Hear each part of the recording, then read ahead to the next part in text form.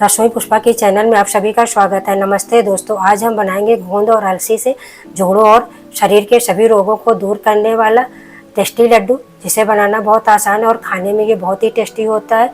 तो वीडियो में लास्ट तक बने रहे। वीडियो पसंद आए तो वीडियो को लाइक शेयर सब्सक्राइब जरूर करिएगा। तो चलिए देख लेते हैं इसे बनाना कैसे है। आज की रेसिपी है गोंद और अलसी के लड्डू, जिसके लिए मैंने 1 कप गोंद को लिया है, 2 कप अलसी को लिया है। अब हम गैस की तरफ चलेंगे। गैस जलाकर हमने कढ़ाई को गैस पे रख लिया है।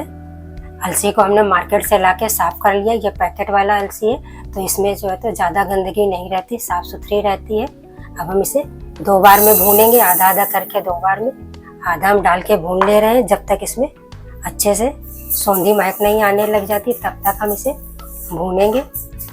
इस तरह से चलाते हुए अलसी से चटचट की आवाज़ आने लगी है। अलसी हमारी भून गई है। हम एक थाली लेंगे, थाली में इस अलसी को निकाल लेंगे। इस तरह से, इसी तरह से हम दूसरी बार के भी अलसी को भून लेंगे। इसे हमें ड्राई रोस्ट करना है, घी तेल कुछ भी नहीं डालना है। इसको इसी तरह से भूनना है। अलसी में फाइबर होता है, ये बहुत ताकतवर होता है, कब्ज को भी दूर करता है अलसी।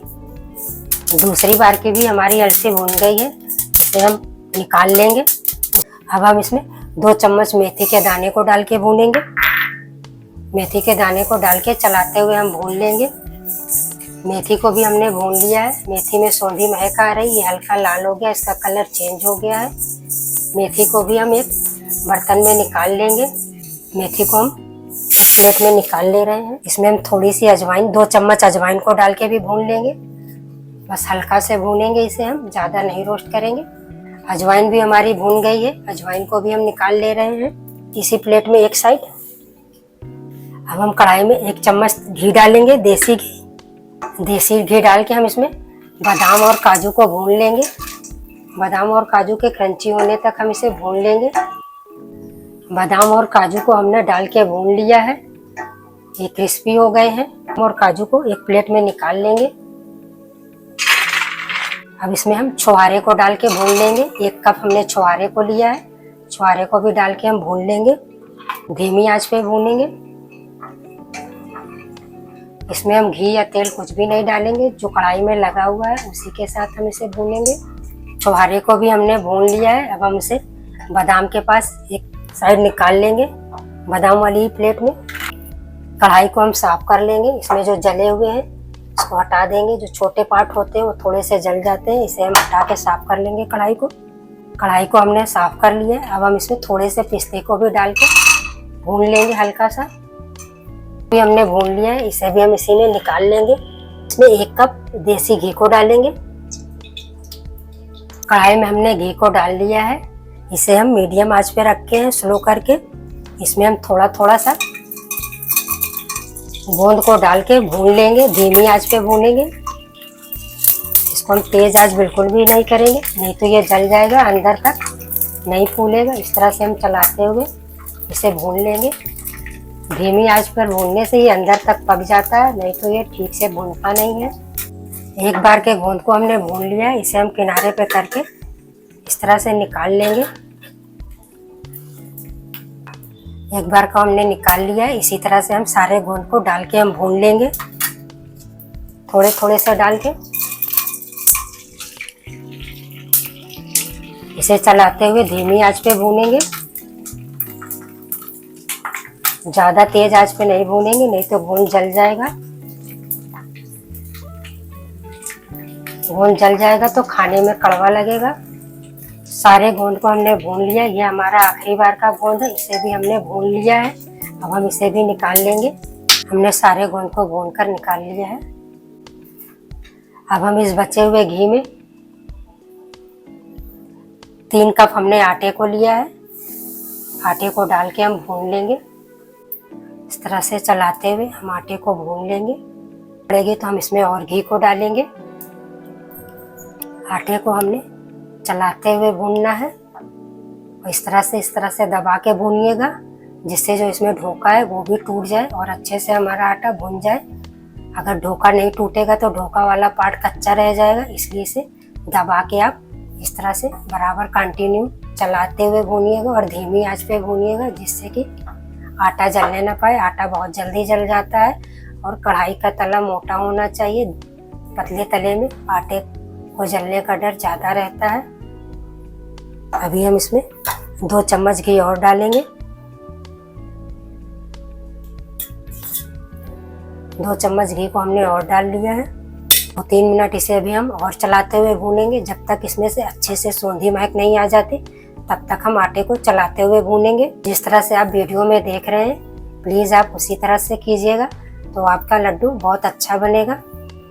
आप हमारी वीडियो को कहाँ से देख रहे हैं? यदि आप हमारे चैनल पर पहली बार है तो कृपया चैनल को सब्सक्राइब कर लीजिए, साथ में बेल को भी दबा लीजिए जिससे आने वाले वीडियो की नोटिफिकेशन आप तक सबसे पहले पहुंच सके।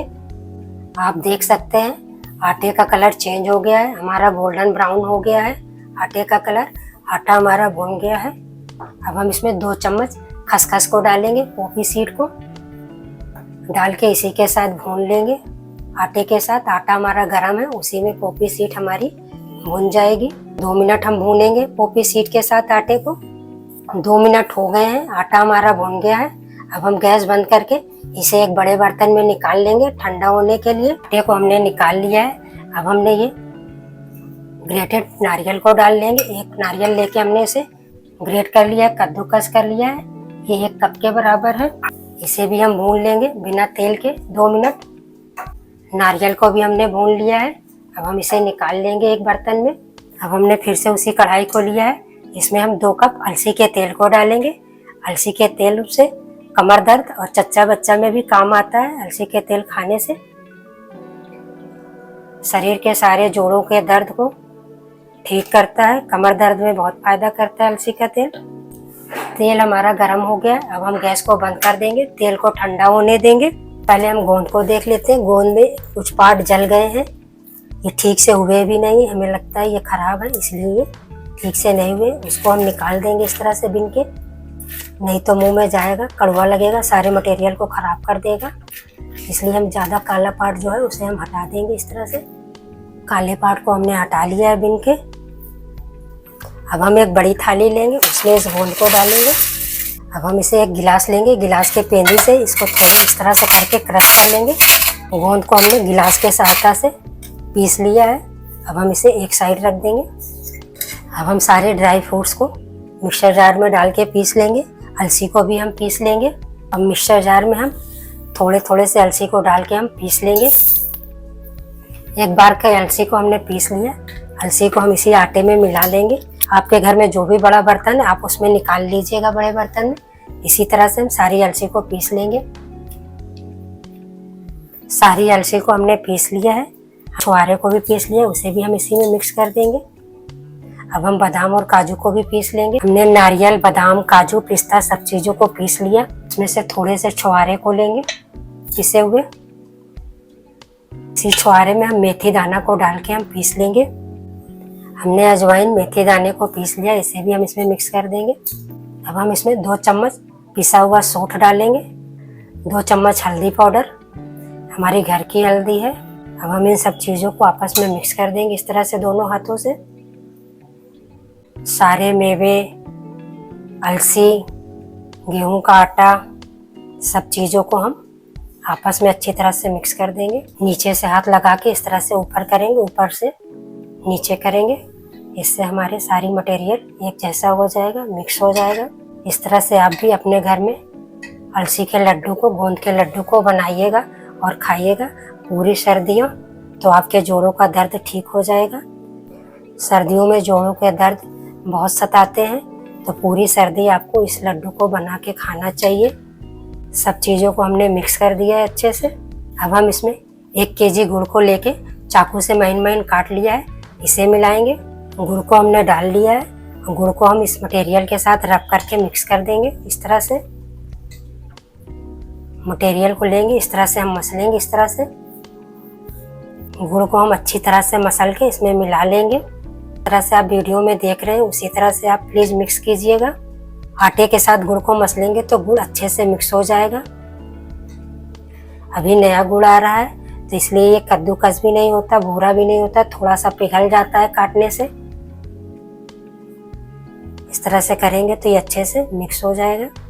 अब हम इसमें ये पिसे हुए गोंद को डाल देंगे। गोंद को डाल लिया, थोड़ा सा हम इसमें थाली पर डाल के कर लेंगे। जो थाली में घी लगा है वो चला जाएगा इससे। अब गोंद को हम इसमें रब कर लेंगे इस तरह से, सारे मटेरियल में मिला लेंगे गोंद को भी। गुड़ को हमने मिला लिया है मटेरियल में अच्छे से। अब हम इसमें थोड़ा थोड़ा करके तेल डाल लेंगे। पहले हम 2 कलछुल इसमें तेल डालेंगे, 2 कलछी से। उसके बाद हम इसे अच्छे से मिक्स कर देंगे इस तरह से सारे मटेरियल में, दोनों हाथों से, जिससे सब जगह तेल पहुंच जाए। आप इस लड्डू को घी से भी बांध सकते हैं, हम अलसी के तेल से बांध रहे हैं। अलसी के तेल से ज़्यादा फायदा मिलता है, इसलिए हम अलसी के तेल से बांध रहे हैं। ये लड्डू चच्चा बच्चा भी खा सकते हैं, सर्दी हो या गर्मी, आप इस लड्डू को हर मौसम में खा सकते हैं। अब हम सारे मटेरियल को एक साइड रख देंगे, कर देंगे इस तरह से। थोड़ा सा अलसी के तेल को डालेंगे। तेल को डाल के हम इस तरह से मटेरियल को थोड़े से मटेरियल में से गीला कर लेंगे। आप चाहे तो लड्डू बांधिए या ना बांधिए, नहीं लड्डू बांधते तो आप इस तरह से रख के भी खा सकते हैं चम्मच से। यदि आप लड्डू बांधते हैं तो इस तरह से गीला करके आप लड्डू को बांध लीजिए, बहुत ही सॉफ्ट लड्डू बनके तैयार होता है। इस तरह से हम लड्डू को बांध लेंगे। देख सकते हैं कितना अच्छा लड्डू बन रहा है। बन सकेगा, बंधेगा, उसके बाद फिर हम दोबारा इसमें तेल को डालेंगे और बांध लेंगे इसी तरह से सारे लड्डू को, ऐसे करके। आप देख सकते हैं एक कलछुल तेल से मैंने 12 लड्डू को तैयार किया है। इसी तरह से हम सारे लड्डू को बांधेंगे। थोड़ा थोड़ा तेल डालेंगे, थोड़े थोड़े से आटे में लेके एक तरफ, और थोड़ा सा तेल डालेंगे। तेल डाल के उसको मिक्स करके, जैसे मैंने पहले लड्डू बांधा था उसी तरह से हम लड्डू को बांध लेंगे। सारे लड्डू हमारे गोंद सोट के बन के तैयार हो गए हैं।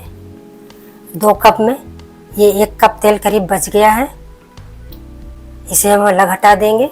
शरीर के 100% रोगों को दूर करने वाला और मजबूती प्रदान करने वाला लड्डू बनके तैयार हो गया। ये लड्डू बहुत ही सॉफ्ट बना हुआ है।